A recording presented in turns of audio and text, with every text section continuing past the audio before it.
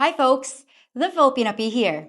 And today I'm going to deal with a question I don't hear a lot of people talking about in public or making videos about, but it often comes up in private conversations. Now, it might sound like a crude topic more suited to the boys' locker room, but it's actually a complicated subject that's worth taking a closer look at. So, let's answer the question. Are Asian girls easy?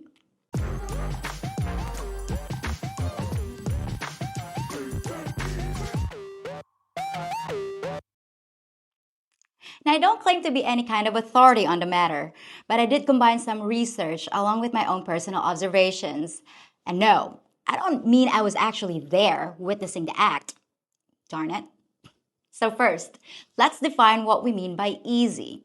For the purposes of this video, it means the relative ease with which a man can end up in bed with a woman. I'm not talking about how easy it is to meet or date them. I'm talking about the probability of sex after a date has been agreed to. Now, anyone who knows much about Asia can tell you right away that the question of whether Asian girls are easy doesn't make any sense. There are so many different cultures within Asia. And although they share some similarities, you'll find out pretty quick that our attitudes are more varied than you might expect. Take the Japanese, for instance. Their society is much more xenophobic, and it's a lot harder for a Western guy to be successful. Some women might be interested in you as a novelty, but the vast majority of Japanese women are simply indifferent to Western men. You're an other, and most of the time, you'll never be accepted. The same thing is basically true in Korea, but to a lesser degree. A Korean woman in the company of a Western guy might get a lot of disapproving looks, and it's not uncommon for her parents to threaten her with being disowned if she doesn't stick to her own kind. There's not a very big hookup culture there, so your chances of finding an eager Korean woman are pretty low unless you're paying for her company. In China, Western men are considered more of a prize, and although the local men often don't like it, a Chinese woman will sometimes even pursue a foreigner if she's interested in him. They're more practical about the situation, and the subject of casual sex isn't such a big deal. The hookup culture is alive and well in many places, and it's becoming increasingly more acceptable in Chinese culture. In places like Vietnam, Cambodia, and Thailand, you'll find varying degrees of all these mindsets, with each country putting their own unique spin on things. But once you take a step back and look at the situation as a whole, you might start to see a pattern. The more industrialized and prosperous the Asian country, the less likely the women are to sleep with you. And to a large extent, that's true. When women lack any chance at basic security, they're more liable to jump at the chance to be with a man who can alleviate their worries.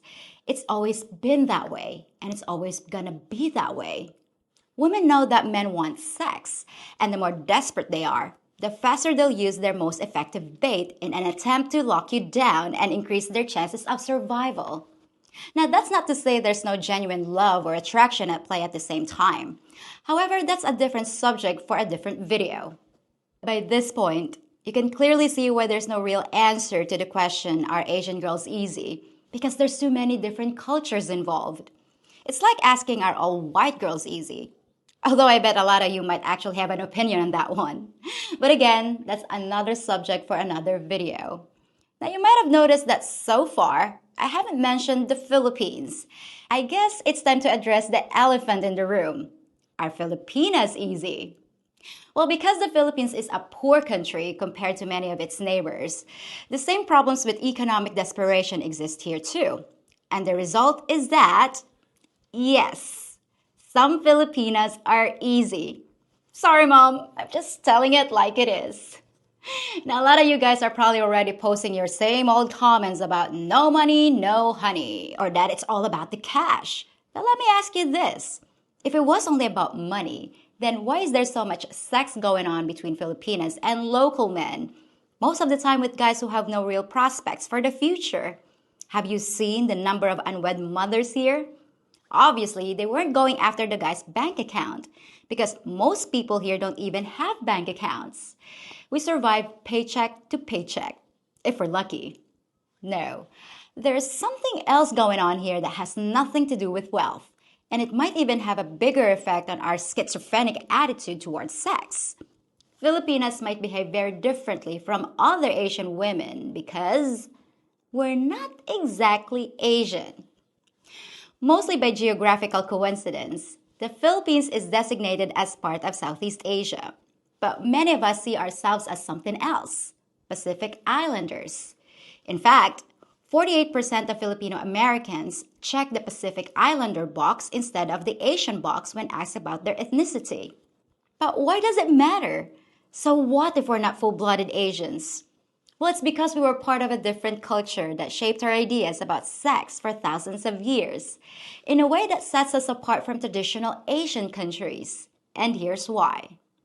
Historically, Pacific Islanders and Polynesians have very relaxed attitudes about sexual activity. Now, Filipinos aren't Polynesian either, but there's a lot of cultural overlap. And if you compare the way we used to view the subject of sex to the way the West sees it, you'll be in for a shock. A 1986 survey showed that only 30 of the 127 indigenous cultures practiced monogamy. The concept of a sexually faithful husband and wife wasn't even a thing. And instances of men and women having multiple lovers were common. Large age gaps didn't raise an eyebrow. And even having sex in public was accepted and ignored. Can you imagine walking down the street and going, "Oh, hi George. Hi Margaret. How are the kids?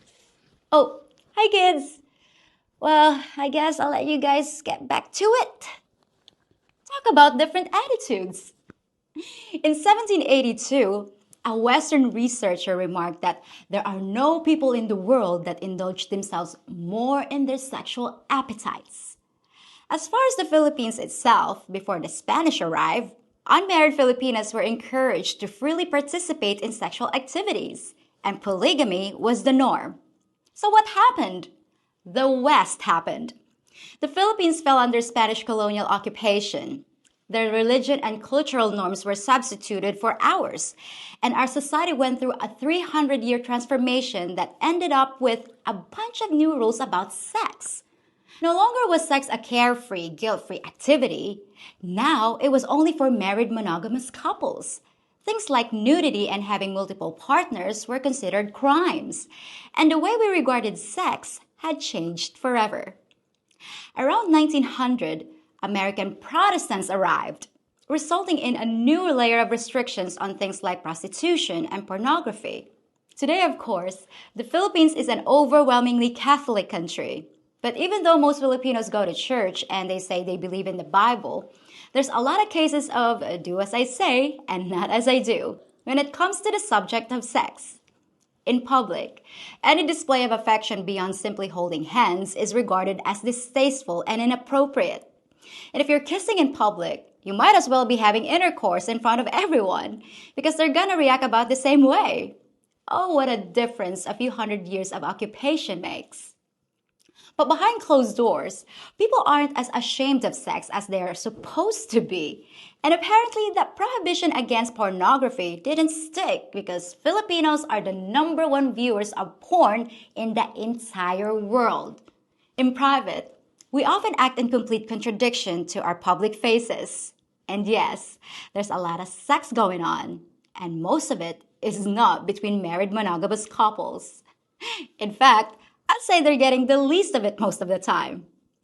But the point is, even though our culture went through some drastic changes, it probably didn't completely erase our collective identity. For instance, imagine that the US was occupied by a foreign power that demanded complete obedience. They tried to wipe out your concept of freedom and self-determination. They forced you to follow a new religion and expected you to behave like they did. But even if they tried their best, they might find it next to impossible to beat the American out of you completely. In the same way, we might have been colonized and forced to see things a different way, but some of the old attitudes probably remain. We're still Spanish in some ways, but stubbornly Filipino once you scratch the surface. We're a lusty people, lovers of wine and song like our ancestors. But we've had so many cultural taboos stamped on our foreheads that we barely resemble who we once were. On the one hand, we hold a set of beliefs we use in public, and in the other hand, we're often holding something else. So, back to the question of whether or not Filipinas are easy. The truth is, if we agree to date you, the answer is probably yes. It's pretty rare for a woman to agree to go out with you but refuse sex, especially if she likes you and wants to have a relationship. We already expect you to want intimacy, and we can be eager participants even if we don't have much prior experience. You'll hear some Filipinas say that they intend to stay virgins until they marry, and more power to them. But in reality, we're a lot better at making resolutions than we are at sticking to them. But will every Filipina jump at the chance to be with you just because you're an exotic foreigner? Many will, but definitely not all. There's an upper class of Filipinas that probably won't date you. It's not that they don't find you attractive, it's that they come from families where certain things are expected, things that don't include dating an average foreigner. They stay with their own kind and usually marry other Filipinos, unless the foreigner is very high status in terms of wealth or position. But that's just the top few percent of Filipinas, and you'll find that the rest of us aren't quite as snobbish. Even doctors and lawyers will give you a chance. For example, one of my best friends is a highly educated attorney who's gorgeous enough to attract just about any man on the planet. And guess what? She fell in love and married a foreigner. Now, I'm not that much in the looks department, but I think I have a lot to offer a man. And I probably end up marrying a foreigner too. At least I'm working on it. So, when I hear someone say, all foreigners are disgusting slobs who can't find a woman in their own country, I know for a fact that you're just plain wrong. There's a lot of good guys here. Some scummy ones too. But there's bad apples in every bunch. Now, it's true that if you date a Filipina from a really poor family, there might be an incredible amount of pressure put on her to find and keep a man by whatever means necessary. And in cases like that, she's not going to be as picky about who she chooses. She probably won't play hard to get, and she might be quick to use sex to lure you. That's just the way the game is played, not only here, but in almost every country on earth. Now, there's also plenty of Filipinas who will not jump into bed with you, who only date to marry, and they're from all different backgrounds and income levels. These are often the women you guys consider prizes. So you'll be happy to know that they're hidden in plain sight all around you. And the one thing they're not is easy. Well, that's it for this episode. And if you give me just a few days, I'll be back on Tuesday with something else to ponder. Till then, folks. If you think about it, I'm kind of like a Hooters girl without the Hooters, serving you exactly what you need, a double shot of hot, fresh content twice a week. The only thing I ask for my service is a thumbs up on this video, subscribing to my channel, and hitting the notification bell so you know when your next meal is ready. If you want to become one of my favorite customers, please check out my Patreon page for extra content and exclusive features. To help you decide what to order, check out this delicious assortment of great choices. Now, what can I get ya?